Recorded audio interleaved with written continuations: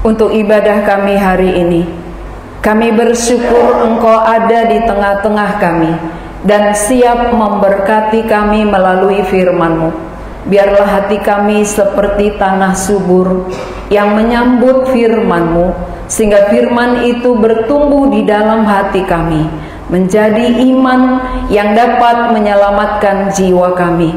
Berkati setiap hati, berkati setiap telinga yang mendengar, supaya perkataan-Mu berkuasa, meyakinkan kami, menyadarkan kami, sehingga kami tahu bahwa Engkau Allah adalah Allah yang sungguh nyata, yang berkuasa, yang bekerja di dalam hati kami.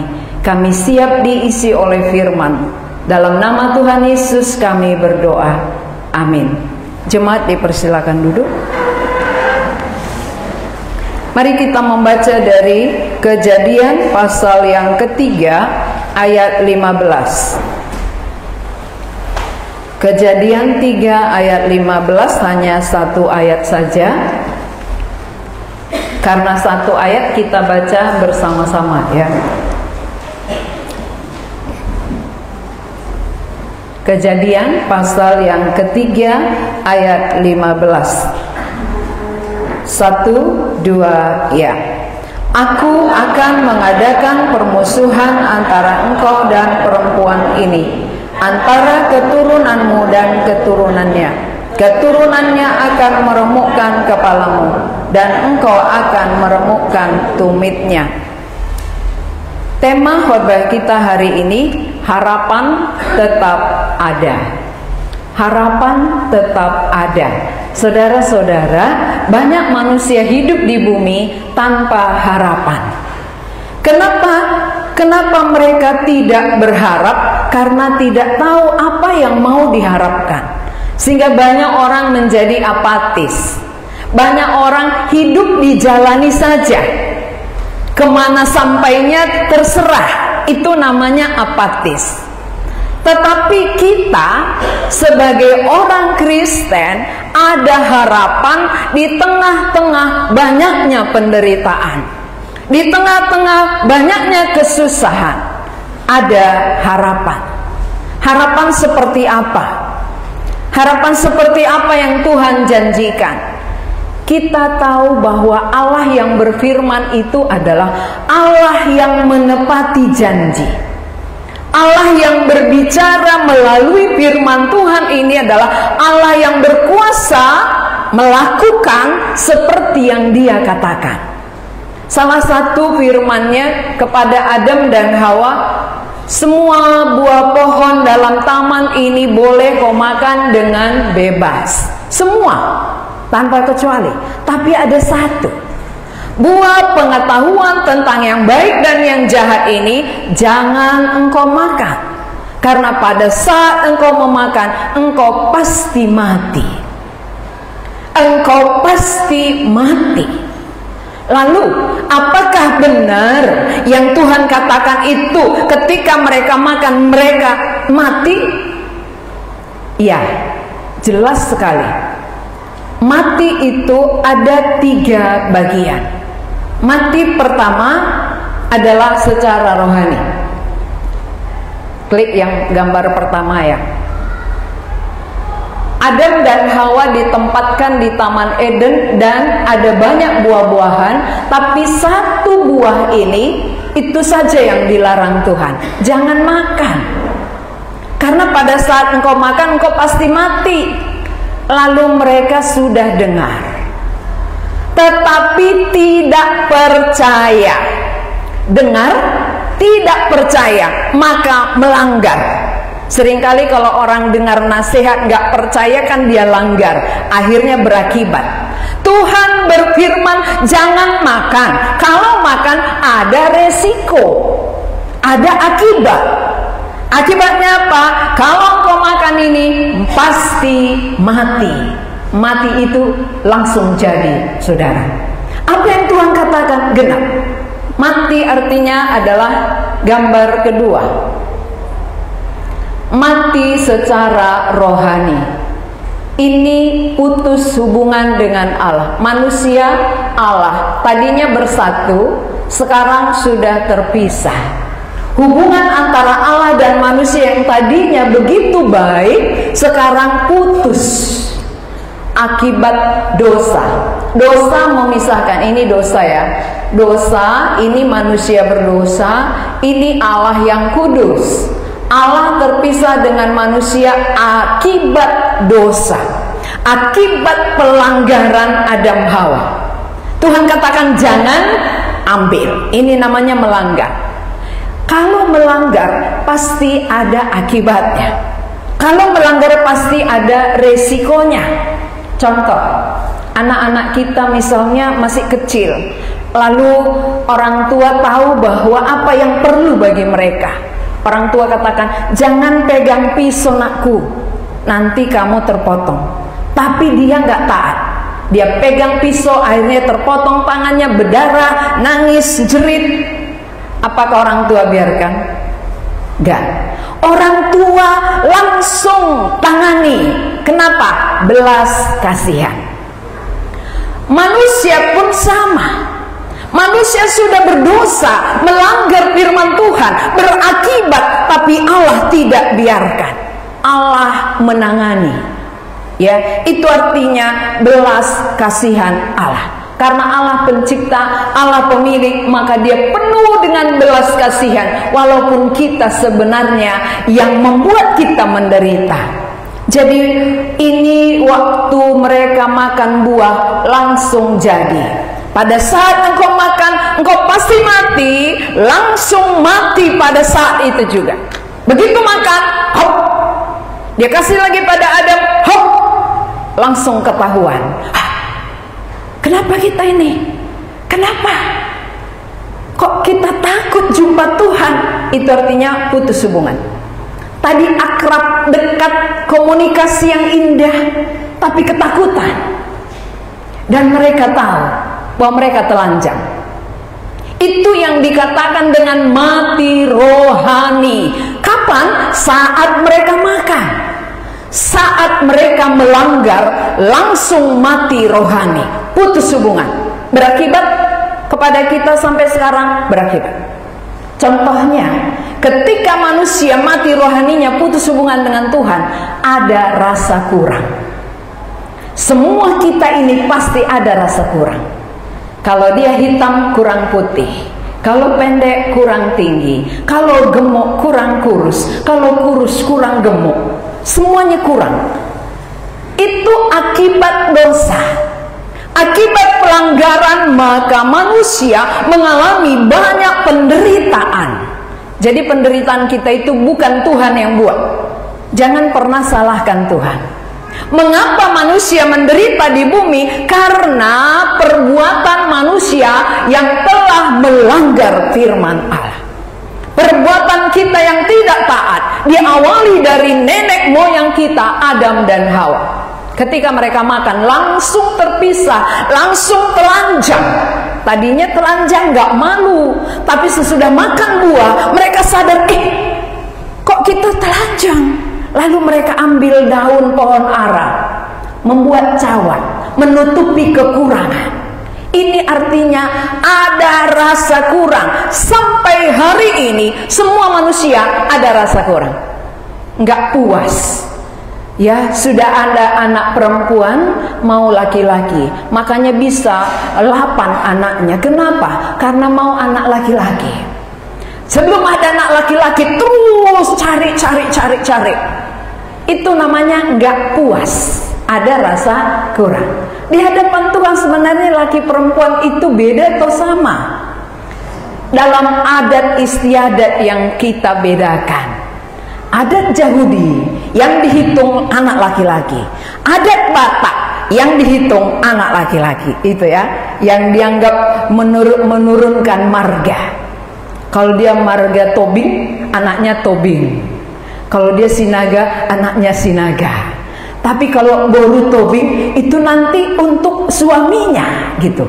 Itu sesuai adat. Tapi di hadapan Allah, bukankah laki perempuan itu adalah karya tangan Tuhan, ciptaan Tuhan, yang dikasihi oleh Tuhan, di hadapan Tuhan sama semuanya. Tapi di hadapan manusia membedakan anak laki dan perempuan. Bayangkan, ketika saudara sakit sesudah tua, yang merawat saudara anak laki-laki atau anak perempuan? Iya.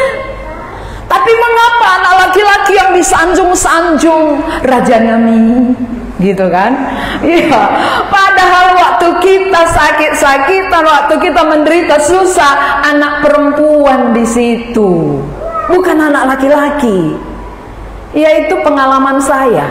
Bapak kami waktu sakit, saya yang merawat. Saya anak perempuan. Bukan itok-itok saya. Itok saya nggak sempat. Seharusnya kan kalau laki-laki yang merawat. Ini enggak. Sibuk kali aku.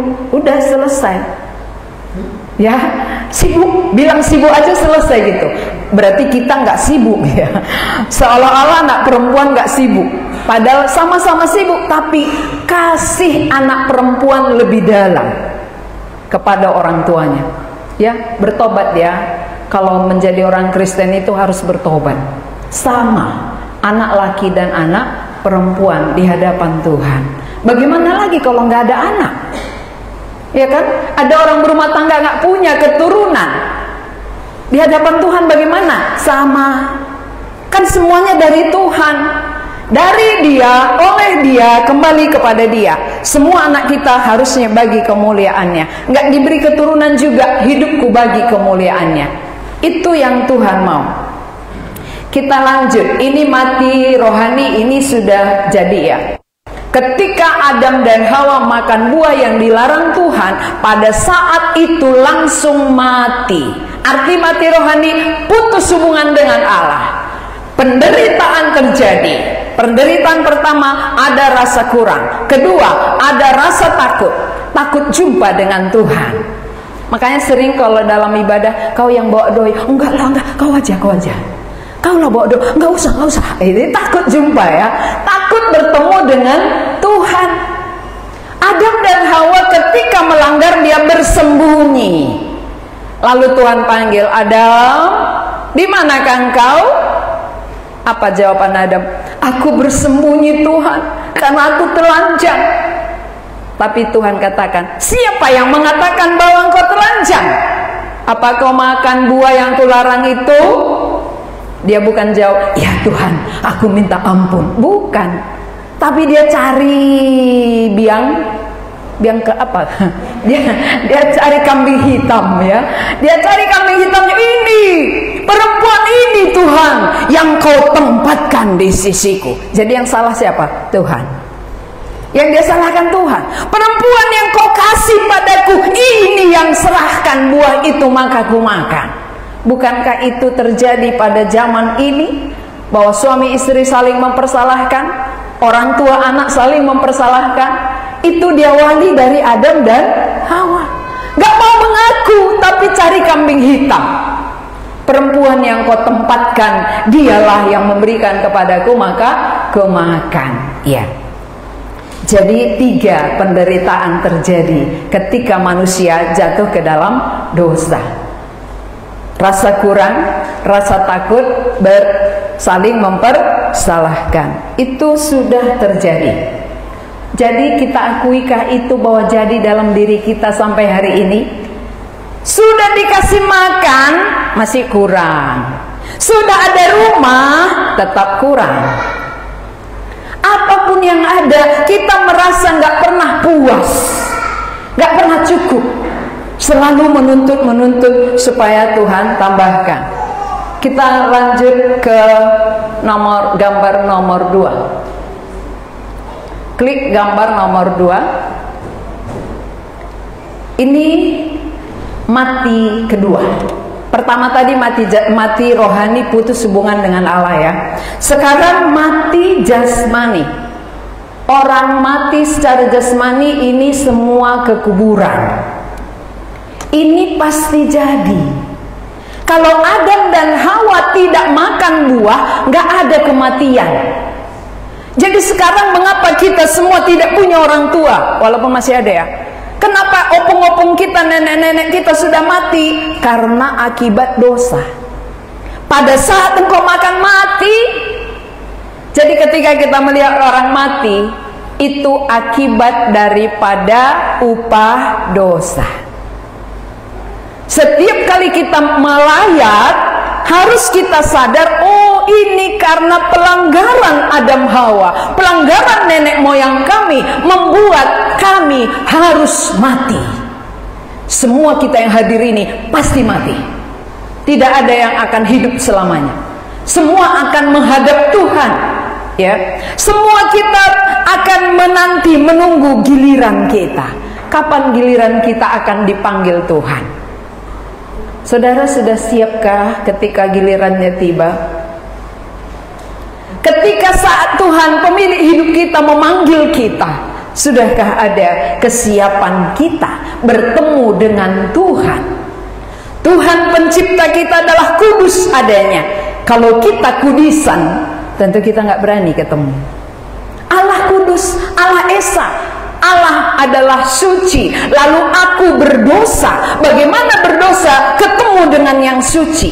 Tentu kita nggak berani. Maka harus di bumi ini diselesaikan dosa kita sebelum kita pulang menghadap Tuhan. Kalau kita belum selesaikan di bumi, malaikat katakan stop. Orang berdosa tidak punya tempat di sorga. Berarti bagaimana Tuhan supaya aku masuk surga? Selesaikan dulu di bumi. Sebelum dosamu selesai, engkau tidak akan masuk ke sorga. Itu mati jasmani. Ini mungkin Perumnas Simalingkar, ya. Kuburan di Perumnas Simalingkar kan cantik-cantik, ya. Jadi seolah-olah mereka apa sih itu, ya, sini tempat tinggalnya. Sebenarnya itu tempat penantian. Penantian kedatangan Yesus kedua kali. Untuk sementara mereka di situ.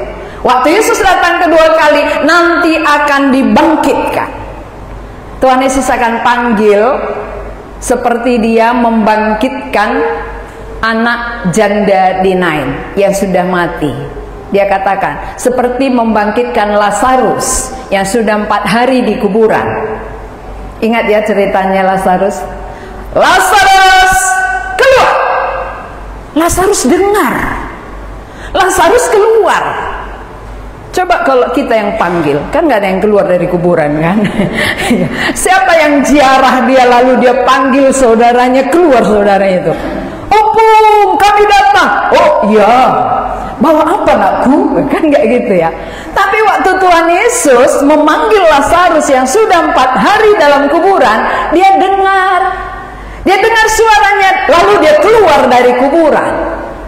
Maka semua orang tahu Yesus kebangkitan yang berkuasa membangkitkan orang yang mati. Jadi saudara-saudara, itu artinya ada harapan. Di dalam Yesus ada harapan. Harapan tetap ada walaupun kita sudah berdosa, walaupun kita menderita, tapi harapan itu ada. Di mana harapan itu? Di dalam kebangkitannya. Ketika kita percaya, kita akan ikut dibangkitkan bersama Tuhan. Kalau saudara nggak percaya, saudara akan menderita di bumi, menderita di sana.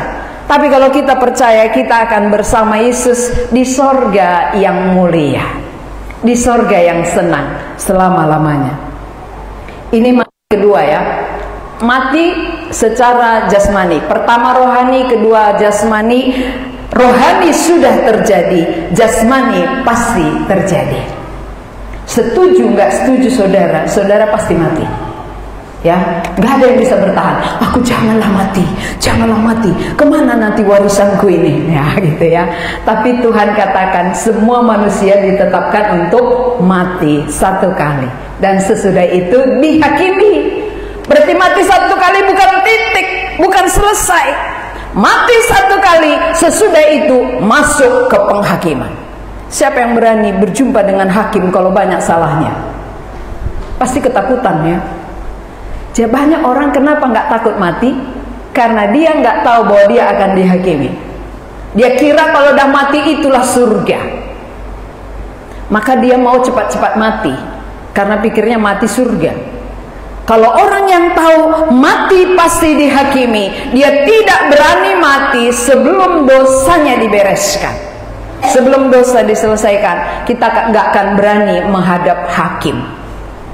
Ya, penghakiman, pengadilan di dunia ini saja kalau ada bersalah, orang takut ya menghadapi penghakiman, pengadilan dunia aja kita takut, apalagi penghakiman yang kekal. Yang ketiga, ini kematian ketiga, api neraka. Gelap ya gambarnya ya, nampak dari sana. Ini api, ini orang-orang di dalam ini. Jadi api itu sungguh ada, api neraka itu sungguh ada.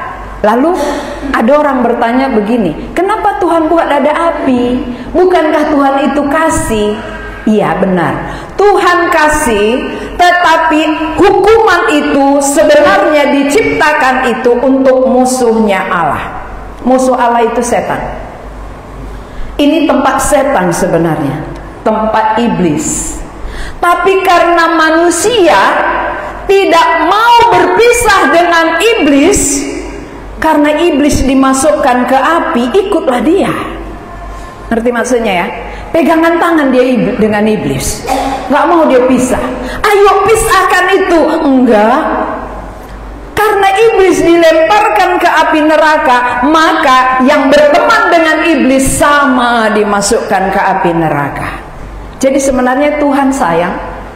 Jadi bukti Tuhan sayang apa yang dia lakukan terhadap manusia, sehingga manusia tidak sampai kepada kematian kekal api neraka ini.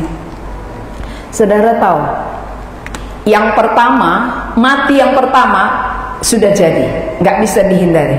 Mati kedua pasti jadi, nggak bisa dihindari.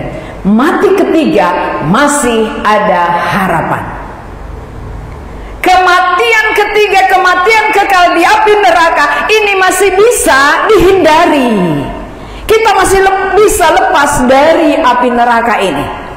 Caranya bagaimana? Kejadian 3 ayat 15. Itu jalan keluar yang Allah buat.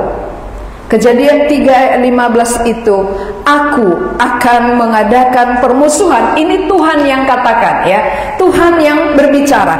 Aku akan mengadakan permusuhan antara engkau dan perempuan ini, antara keturunanmu dan keturunannya. Keturunannya akan meremukkan kepalamu dan engkau akan meremukkan tumitnya. Ini sudah genap. Jalan keluar dari kematian kekal, dari api neraka sudah dikerjakan oleh Tuhan Yesus. Dalam Kejadian 3 ayat 15 ini masih janji, tapi sekarang sudah genap. Apa yang Allah janjikan ini sudah digenapi di dalam perjanjian baru. Ketika Yesus datang ke dunia, lahir di kandang domba, lalu disalibkan di kayu salib, disitulah penggenapan dari janji ini.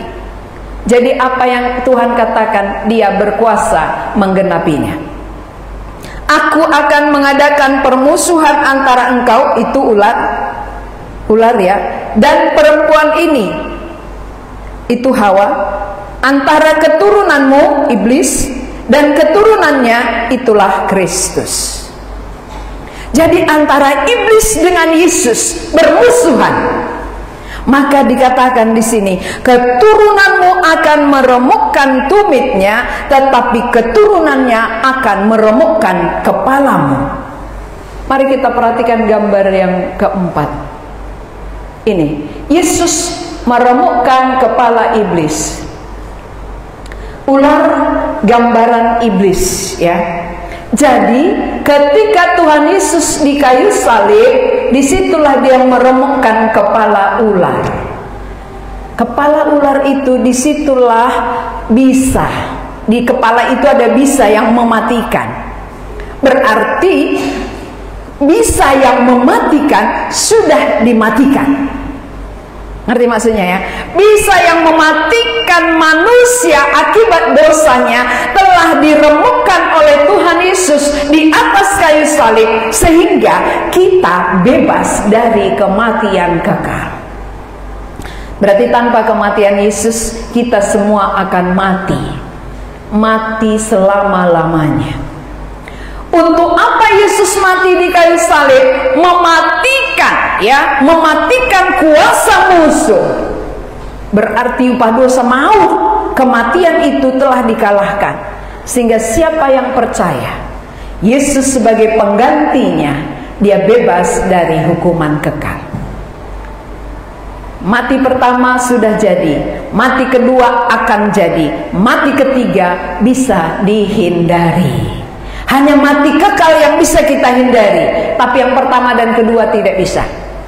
Yang ketiga ini, mati kekal ke api neraka, bisa dihindari melalui iman percaya kita kepada Yesus Kristus yang telah menghancurkan kepala ular, meremukkan kepala ular, mematikan kuasa maut. Itu maksudnya. Jadi Tuhan Yesus itu mati di kayu salib, kematiannya itu mematikan kuasa musuh. Maka siapa percaya Yesus, dia bebas dari kematian kekal. Itulah gunanya Yesus mati. Jadi bukan asal disebut, bukan asal diucapkan tanpa mengerti. Kita harus mengerti mengapa Yesus harus mati di kayu salib. Mengapa tidak mati tembak? Ini harus kita pikirkan. Kalau tembak kan lebih enak, nggak menderita kali ya, mati. Tapi kenapa harus disalib? Karena dia menanggung semua dosa dan pelanggaran kita. Jadi ketika Yesus disalib, kita sadar, oh, karena dosakulah tangannya dipaku, karena dosakulah kepalanya ditaruh mahkota duri, karena dosakulah kakinya dipaku, karena kesalahankulah lambungnya ditusuk. Orang yang sadar itu, dia akan bebas dari hukuman kekal, karena Kristus telah menggantikan posisi kita. Posisi kita yang harusnya mati kekal diambil alih oleh Kristus.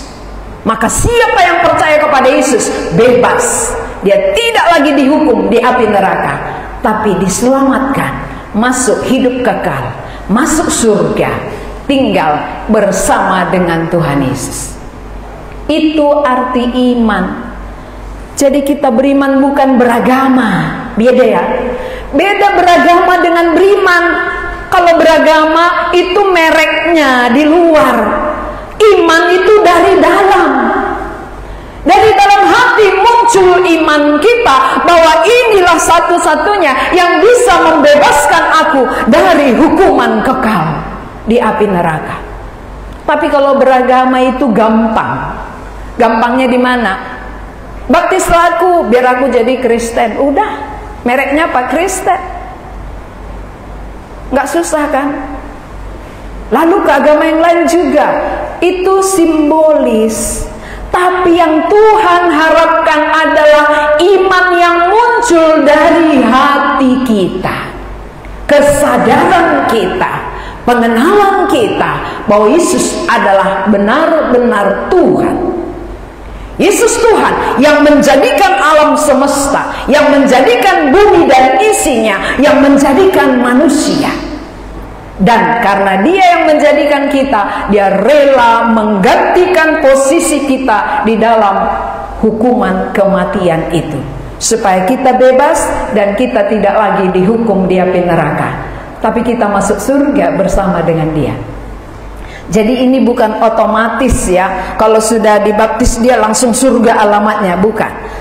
Tapi ketika kita mengenal dengan jelas, ketika kita beriman kepada pribadi Yesus, itulah yang mengampuni kita dari dosa.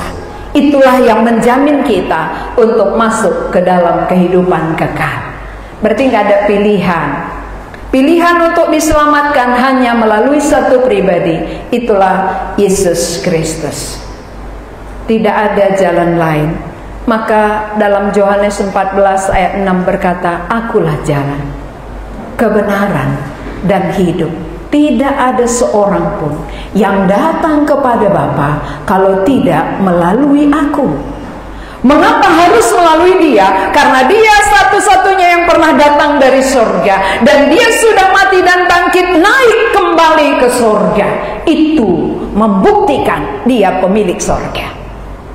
Kalau Yesus pemilik surga lalu kita berdamai dengan Dia, kita pasti masuk surga. Dia pemiliknya kita nggak kenal, bagaimana Dia izinkan kita masuk?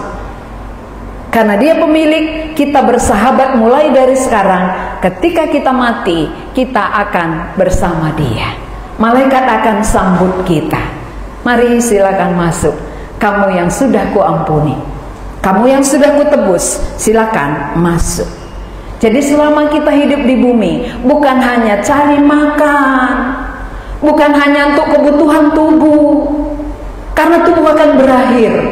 Tapi cari Tuhan, kenali pencipta kita, beriman kepadanya, supaya dosa kita diampuni dan kita diselamatkan. Mari kita berdoa. Tuhan, kami sungguh bersyukur, harapan kami masih ada di dalam Engkau.